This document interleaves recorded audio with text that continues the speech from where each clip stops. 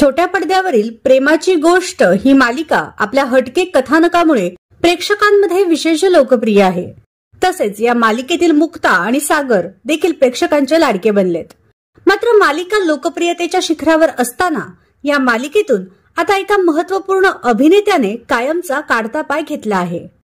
तर हा अभिनेता आहे मालिकेत हर्षवर्धनची नकारात्मक भूमिका साकारणारा अभिनेता यश प्रधान. त्याने ही मालिका आता कायमची सोडली आहे.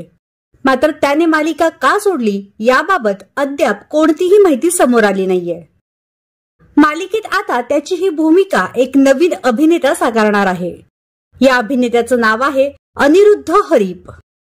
अनिरुद्धने यापूर्वी छोट्या पडद्यासह अनेक लोकप्रिय चित्रपटांमध्ये भूमिका साकारल्या आहेत आणि आता तो प्रेमाची गोष्ट मालिकेत झळकणार आहे.